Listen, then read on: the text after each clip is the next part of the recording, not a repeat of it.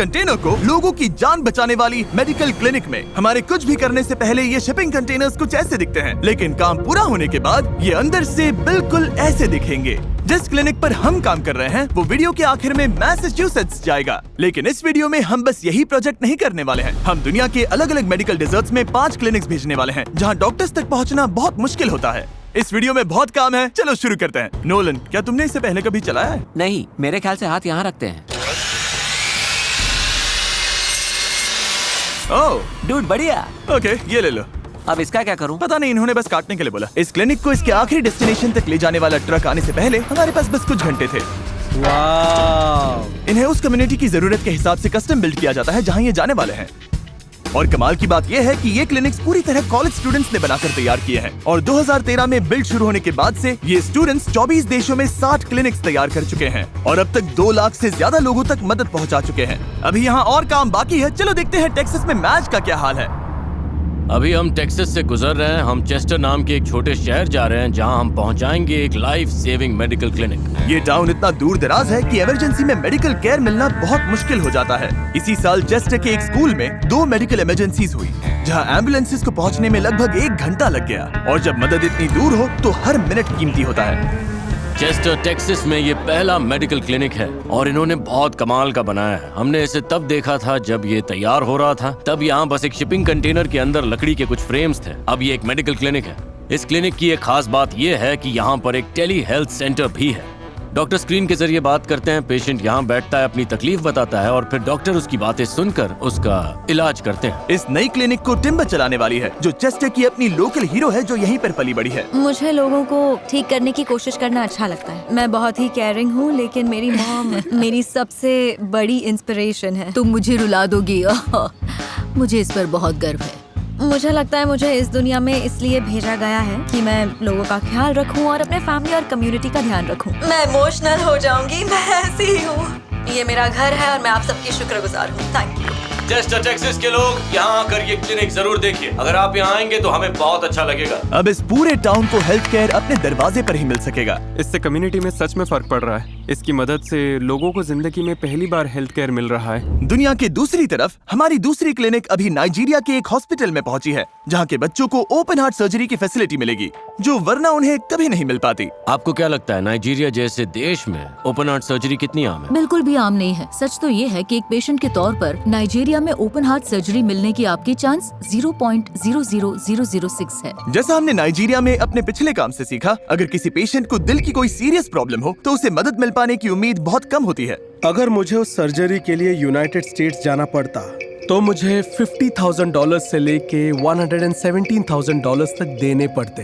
तो जब मैं यहाँ आया और मुझे बताया गया कि ये सब्सिडाइज्ड रेट पर हो सकता है तो ये लगभग फ्री जैसा लगा। और यही वजह है कि इस नई मेडिकल क्लिनिक को तैयार करना इतना जरूरी है, क्योंकि इससे डॉक्टर्स ज्यादा पेशेंट्स की स्क्रीनिंग कर पाएंगे और आखिर में ज्यादा लोगों की मदद हो पाएगी। फ्री हार्ट सर्जरी देने का मौका लोगों की जिंदगी और साथ ही उनका परिवार, ये दोनों बदल रहा है। सिर्फ इसी साल ये क्लिनिक इस कम्युनिटी में 2000 और लोगों की सेवा करेगी। क्योंकि इन फ्रेम्स और इन क्लिनिक्स और जो कुछ भी हम बना रहे हैं उसकी वजह से किसी को वो मौका मिला और रॉक के बिना ये मौका कभी नहीं मिलता। तब मैं बस यही सोच रही थी कि ये दुनिया की सबसे कमाल की चीज है और इससे बेहतर कुछ नहीं हो सकता।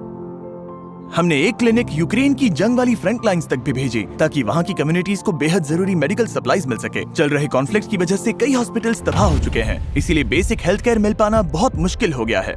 बहुत से लोग हैं जिन्हें मदद चाहिए और यहाँ ऐसी कोई जगह नहीं है जहाँ हम ये मदद दे सके। तो डार फाउंडेशन के साथ मिलकर हमने ये पक्का किया कि लोकल डॉक्टर्स के पास कम्युनिटी की मदद के लिए जो चाहिए वो सब मौजूद हो। बिल्ड की वॉर जोन में 4 और एक्टिव क्लिनिक्स भी चल रही हैं। हमारी टीम इन क्लिनिक्स को इतनी तेजी से इन कम्युनिटीज तक पहुंचा पा रही है, उसकी वजह है न्यूरोगम। बहुत सी कंपनीज कहती हैं कि उन्हें अच्छा काम करना है, लेकिन न्यूरोगम के फाउंडर्स सच में हाल ही में हमारे साथ अफ्रीका भी आए थे। उन्होंने चाइल्ड लेबर से बहुत से बच्चों को निकालने में मदद की और 20 फिलैंथ्रोपी के साथ काफी एक्टिव भी हैं। ये लोगों की मदद को लेकर इतने सीरियस हैं कि इन्होंने ये लिमिटेड एडिशन टिन बनाए हैं और जब भी आप इन्हें खरीदते हैं तो इनका सारा प्रॉफिट ऐसे प्रोजेक्ट्स में लोगों की मदद के लिए जाता है। इन पर ये बिल्कुल पैसा नहीं कमा रहे। हम 20 फिलैंथ्रोपी में जो करते हैं, अगर आपको पसंद आता है तो इस लिंक पर क्लिक करिए या QR कोड स्कैन करिए और इससे आपको एनर्जी मिल जाएगी। हमारा चौथा क्लिनिक केनिया के एक कोस्टल कम्युनिटी में जा रहा है जहां मेडिकल फैसिलिटी नहीं है और वहां वो क्लब फुट के इलाज में मदद करेंगे। ये क्लब फुट है। अगर इसका इलाज ना हो तो सोचो अफ्रीका के गाँव में चलना कैसा होगा, जहाँ पानी लाने के लिए चलना पड़ता है, स्कूल जाने के लिए चलना पड़ता है और रोजी रोटी के लिए भी चलना पड़ता है। ये स्कॉट है। पिछले 14 साल से ये और इनकी टीम एक छोटे से कमरे से इन बच्चों की मदद कर रहे हैं। लेकिन होप वॉक्स के इस कम्युनिटी में एक्टिव होने से पहले अमानी जैसे लोग बिना इलाज पाए ही बड़े हुए। मैं एक किसान हूँ।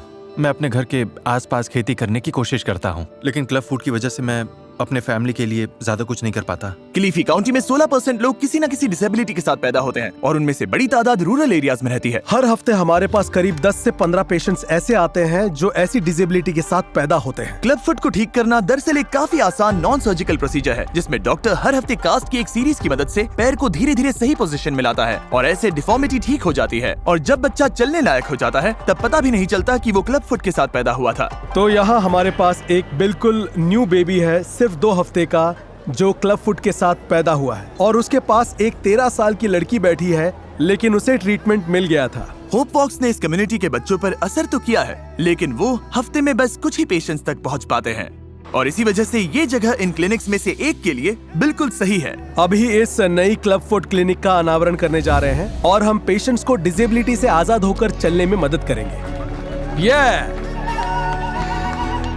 हम बहुत एक्साइटेड हैं। इससे हमारा इम्पैक्ट दुगना हो जाएगा। ये क्लिनिक क्लब फुट के साथ पैदा होने वाले अगली पीढ़ी के बच्चों की जिंदगी बदल देगी, बिल्कुल अमानी के बेटे जोल की तरह, जो होप वॉक्स प्रोग्राम से गुजर चुका है और दूसरे बच्चों की तरह जिंदगी जी सकता है। डिसेबिलिटी के साथ जीने वाले बच्चों को बहुत शेम और स्टिग्मा झेलना पड़ता है और फैमिली से बात कर पाना, उनका हौसला बढ़ाना और फिर उन्हें ट्रीटमेंट और हीलिंग की उम्मीद देना केनिया के कोस्ट वाले इस कम्युनिटी को बदल कर रख देंगे।